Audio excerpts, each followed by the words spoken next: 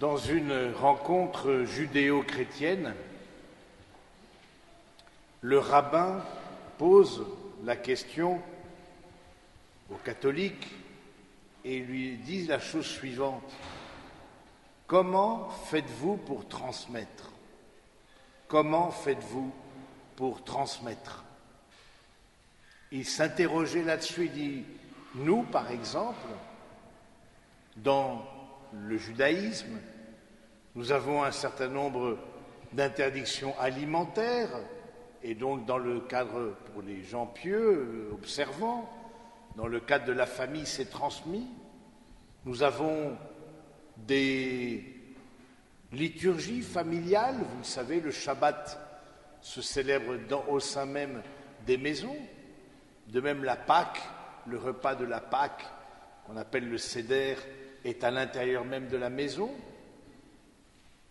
et donc ça inscrit une transmission, d'autant plus qu'au début même du repas de Pâques, il y a une question que pose l'enfant à table, il dit « Pourquoi cette nuit est différente d'une autre nuit ?» Et donc d'une génération à l'autre, elle se répond, elle se transmet. Mais vous les catholiques, comment vous faites pour transmettre ? Et la question est bonne. La question est bonne parce que nous n'avons pas d'interdit alimentaire, nous n'avons pas d'obligation vestimentaire, rien qui puisse nous distinguer des autres. Nous n'avons pas l'obligation de porter une croix, mais Jésus nous invite à porter sa croix, mais ce n'est pas pareil que de porter une croix. Nous n'avons pas d'obligation particulière et ce qui a surpris les premiers contemporains des chrétiens, c'est qu'ils font tout comme tout le monde. Sauf dans l'Antiquité, au début du christianisme, sauf de sacrifier à l'empereur, mais en dehors de ça, ils faisaient tout comme tout le monde. Et donc, on voit des personnes, on dit, mais comment on va se distinguer des autres ? On voit qu'on est moins nombreux qu'avant, la question de la foi intéresse moins. Comment d'autres s'affirment, d'autres religions nouvelles s'affirment plus fortement que nous, parce qu'il y a des codes, il y a des interdits, il y a des obligations, et qui marquent aussi plus leur manière de pratiquer leur religion. Mais comment nous, on va transmettre ? Comment ne pas être englouti dans une majorité d'incroyants qui fait qu'on n'est plus reconnaissable ? Vous voyez, et on voit bien dans notre Église ce souci d'une certaine identité ou d'une recherche d'identité forte au plan des chrétiens. Eh bien, la réponse, elle est dans l'Évangile. Nous n'avons qu'un seul signe qui nous distingue des autres, c'est ce que nous dit Jésus, « Aimez-vous les uns les autres comme je vous ai aimés ». À force de l'entendre, ça nous paraît juste une évidence, parce que bon, oui, ok, mais c'est un commandement nouveau quand Jésus était là, mais aujourd'hui, 2000 ans de christianisme, c'est tellement une évidence que même, je vais dire, des non-croyants pratiquent ce commandement, d'aimer le prochain, de secourir la personne en fragilité, de se faire proche. Mais prenez conscience que ce commandement nouveau, appliqué à tous, était du temps de Jésus une vraie nouveauté, puisque, et même dans les premiers chrétiens, le fait de secourir la personne en difficulté était un témoignage. Le fait de s'occuper des esclaves, considérés dans l'Antiquité comme des choses, était un témoignage. Donc prenons conscience que ce qui a fait que le christianisme s'est développé comme une véritable traînée de poudre, c'est précisément ce commandement nouveau. Mais comment cette personne de l'aristocratie romaine, par exemple, va aller donner du soin à des indigents ? Non, ça ne se fait pas chez nous. Ça ne se fait pas. Et ça ne se fait pas dans un certain nombre de sociétés. Je pense à un certain nombre de sociétés asiatiques. Vous voyez, la question, ce qu'on appelle le karma. Le karma, c'est son destin. Et Mère Teresa a eu toutes les difficultés du monde à faire comprendre que s'occuper des personnes fragiles, surtout des castes inférieures, c'était un geste de charité, non pas aller contre leur destin.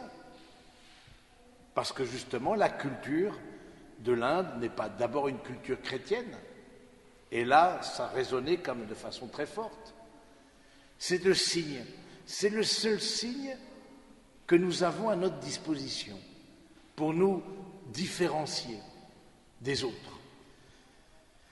Alors vous me direz, c'est pas facile, justement, si on veut quelque chose de plus remarquable, de plus fort, de plus visible. Est-ce que c'est pas un peu fragile? Est-ce que ce signe-là est suffisant aujourd'hui? C'est intéressant de voir que cette affirmation de Jésus du commandement nouveau de l'amour, il vient quand Judas est sorti du cénacle. C'est le début du texte. Il vient après le lavement des pieds. On est vraiment dans le contexte de la passion. Ce qui veut dire que ce commandement nouveau, même s'il est connu, ce n'est pas pour ça qu'il est facile à pratiquer. Et on voit bien que notre société va tout à fait au rebours de cette affirmation du commandement nouveau, parce que précisément, on voit plutôt que l'égoïsme est au rendez-vous, le perfectionnisme, on voit que la volonté de contrôle, une certaine indifférence entre les personnes. Et là, dans notre société, la question du matériel qui est mis au premier plan. Donc, ne perdons pas de vue que même aujourd'hui, ce commandement nouveau, il va au rebours, s'occuper des autres, prendre soin de l'autre, être attentionné, n'est pas quelque chose de spontané dans notre société. Ça ne l'a jamais été et c'est quelque chose qui, de ce fait-là, nous différencie. Nous ne sommes pas les seuls. C'est vrai que nous ne sommes pas les seuls à pratiquer le commandement nouveau et d'une certaine manière, on pourrait dire qu'il y a beaucoup de pratiquants et peu de croyants, des pratiquants non croyants. Mais c'est aussi une bonne nouvelle de dire qu'on peut pratiquer le commandement de Jésus, quelque part, tellement ça a réveillé dans le cœur des hommes un désir de compassion,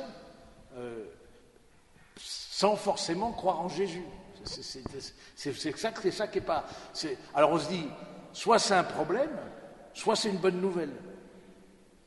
Des pratiquants non croyants, on parle souvent des croyants, je suis croyant non pratiquant, mais je crois qu'il y a beaucoup plus de pratiquants non croyants qui vivent l'Évangile, mais qui oublient une partie. Comme je vous ai aimé, aimez-vous les uns les autres comme je vous ai aimé. D'une certaine manière, nos sociétés ont tellement été infusées, en tout cas occidentales, encore une fois, ce n'est pas la vérité partout, mais ont été tellement infusées par l'Évangile, où l'Évangile a tellement été distillé, que ça paraît presque, la défense de la dignité humaine, quelque chose d'évident. Et pourtant, elle continue d'être menacée dans certains aspects.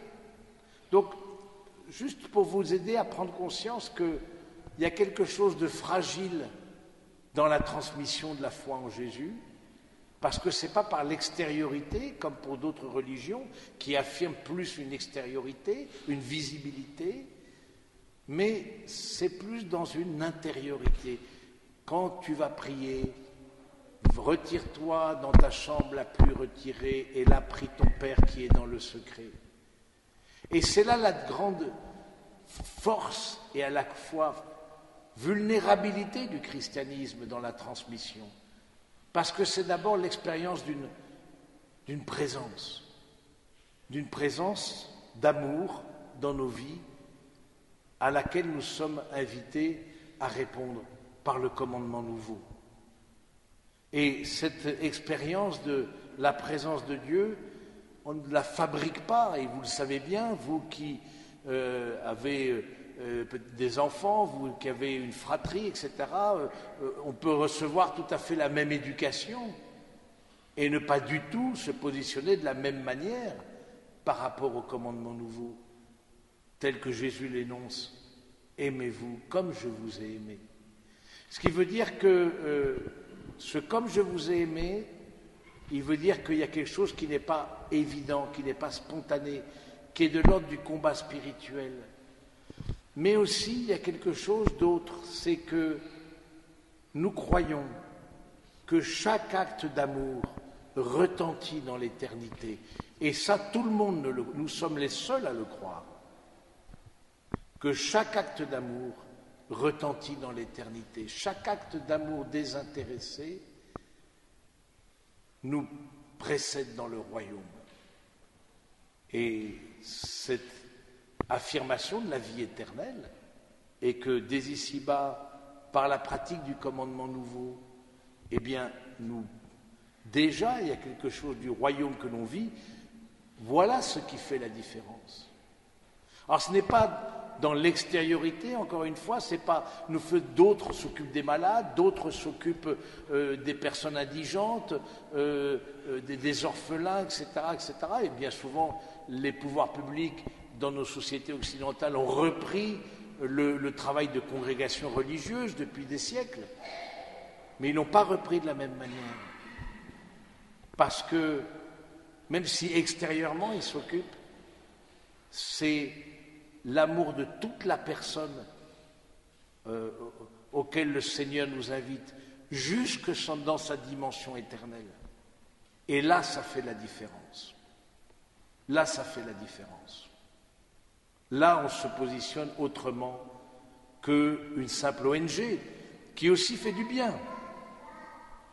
Mais nous ne sommes pas, comme Église, une ONG.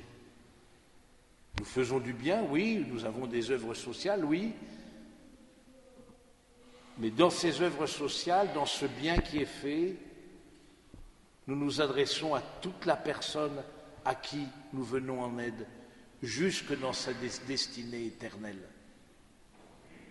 Vous voyez, c'est très puissant, c'est le fait de dire que comme je vous ai aimé, moi, Jésus, qui vais vous préparer une place dans le royaume de Dieu. Et très rapidement après, c'est la crucifixion et le bon larron, Seigneur, quand tu seras dans ton royaume, ne m'oublie pas, ne m'oublie pas.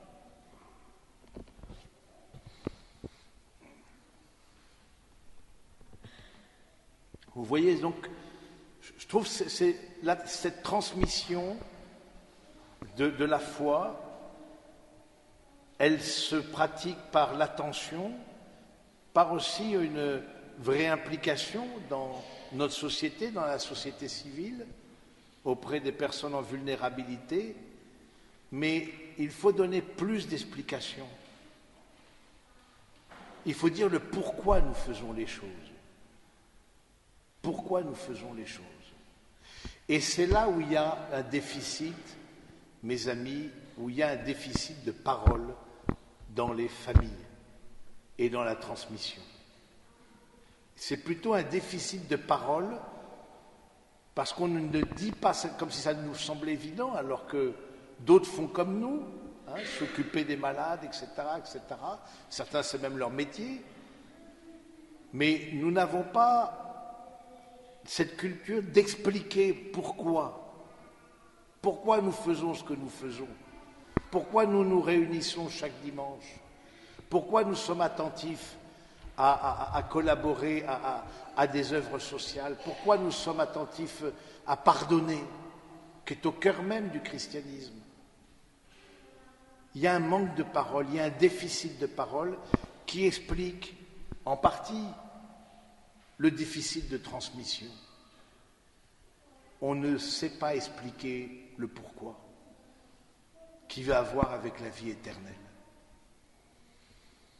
Alors c'est un défi que Jésus nous lance. Il faut, c'est vrai, sortir d'une fausse pudeur, d'une pudeur mal placée parfois, pour dire pourquoi je suis ici en ce soir, et le dire dans ma famille.